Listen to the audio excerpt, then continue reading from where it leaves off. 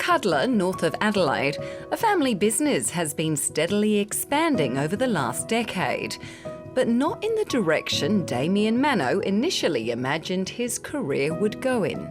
My dad had a vineyard with his two brothers, so we grew up on the vineyard, and I studied to become a winemaker, and for many years that's all I wanted to do.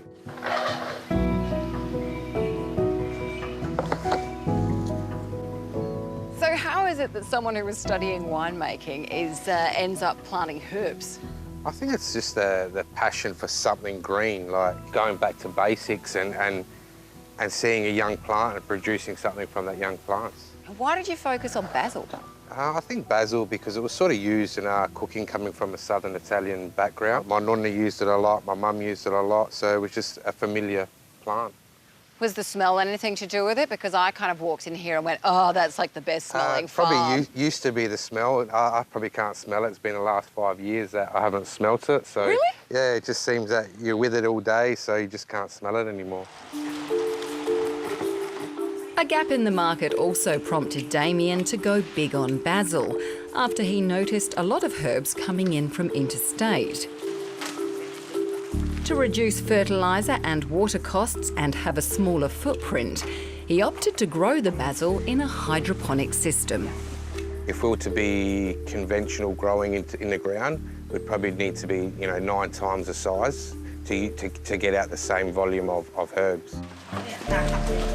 After starting with around 1,000 bunches of basil a week, production has now reached close to 30,000, with Damien named Young Grower of the Year at Hort Connections National Awards in 2022, a title that has taken a lot of study and trial and error to achieve. So did you know much about growing herbs? No, I didn't really know what I was doing. I thought a plant's a plant, so played around with a few herbs and hydroponics. I actually bought a book and read the book, probably 100 times from front to back, and always referred back to the book. What was that like, herbs for beginners or so? Yeah, something like that, yeah.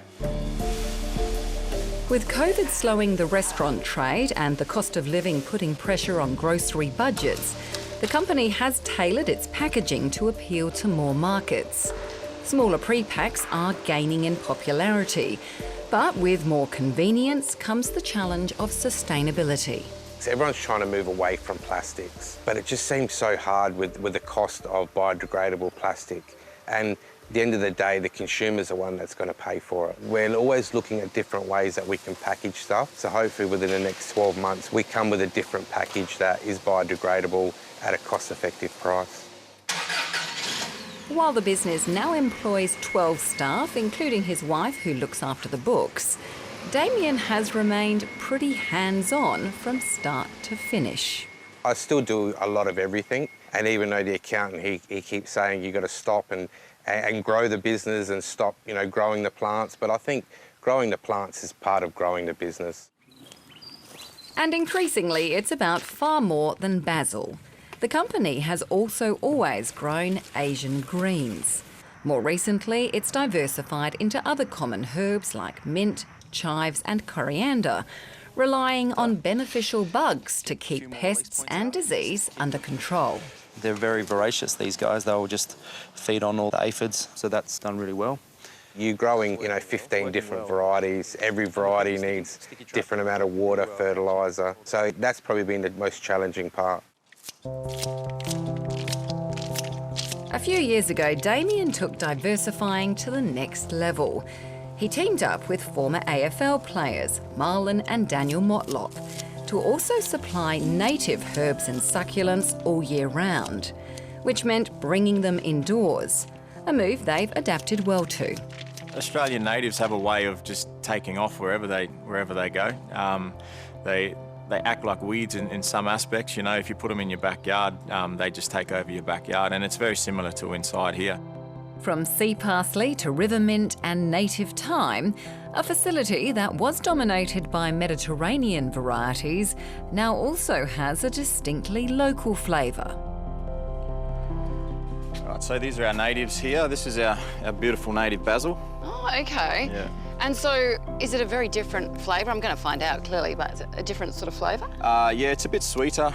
It's got a beautiful pinky purpley flower, but there's a bit of sugar that comes out of that flower as well, so It's delicious.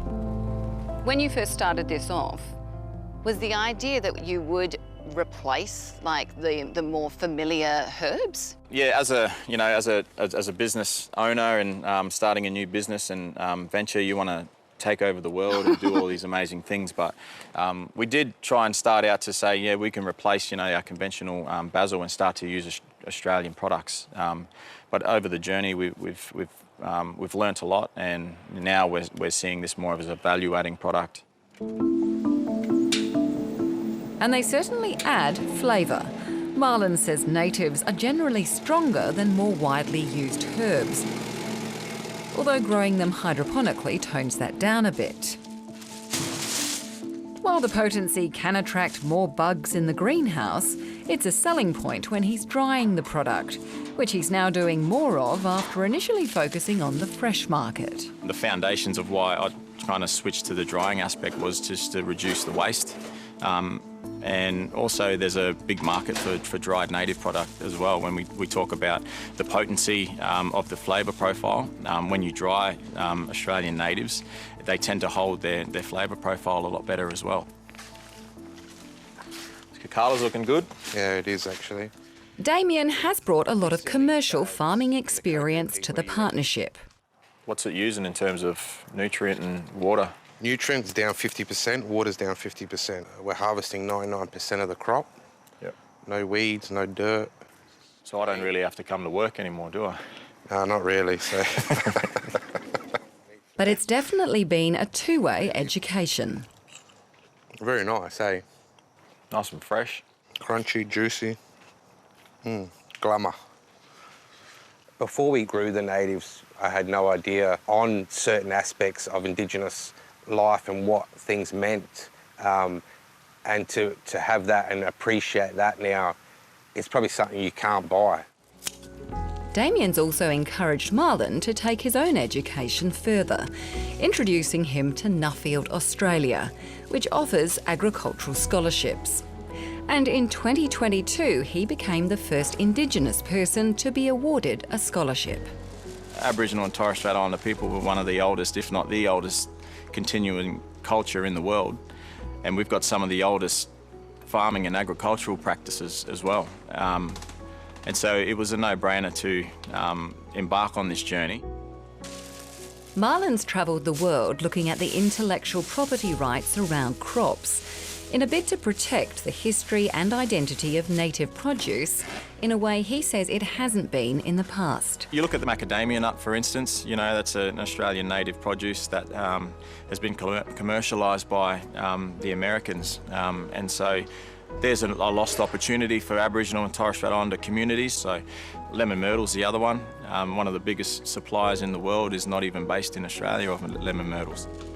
It's a line he's mindful of not crossing with his own business, as he seeks to make native food more accessible. The Kakadu plum from where I am from back home on beautiful Larrakia country in Darwin, only the women harvest that at certain times of the year. So for us to be able to seed Kakadu plum trees and grow them down here would be culturally inappropriate, insensitive as well.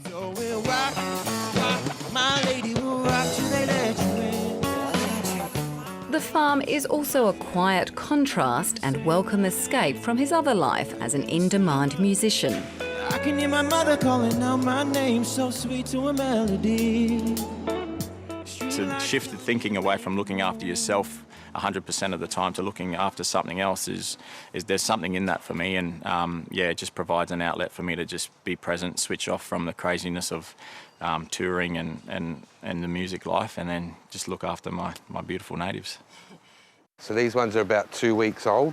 As for his business partner, after years of long hours looking after his herbs, Damien is hoping the herbs will now look after future generations, who are starting to spend more time working alongside their dad. So what are we looking for? Checking the roots, checking the colour of the plants. It's really just shown me how much effort and detail you have to put into growing herbs. What's the best bit about working with your family? I don't get told off much because he's my father. I can't really get fired. What do you reckon? Wait and see. At the end of the day, they're hard-working kids. I think my work ethic come from my father, which has come from his father. If I can teach them to work and work smart and bring a bit of education in with them, yeah, sky's the limit for them, I guess. Like any business, this farm is here to make money. I like how you've hidden my stuff and bringing your stuff out on show. It's a dog-eat-dog world around here. But along the way, it's brought two families and the flavours they're passionate about together. I just made a little tomato salad, little Mediterranean salad. Simple, olive oil, tomato and basil. And broadened their minds and palates. So what are you actually putting in this salsa verde? This is just our native sea parsley, and I've got our native basil. On a journey they hope will increasingly reach well beyond their backyard. We kind of blend the two cultures together, and you can see that in the way we cook and the way we eat together as well. And I guess for us, we'd love to see other people understand native produce, but also how that works with, you know, conventional produce here in Australia. Cheers, eh? Cheers.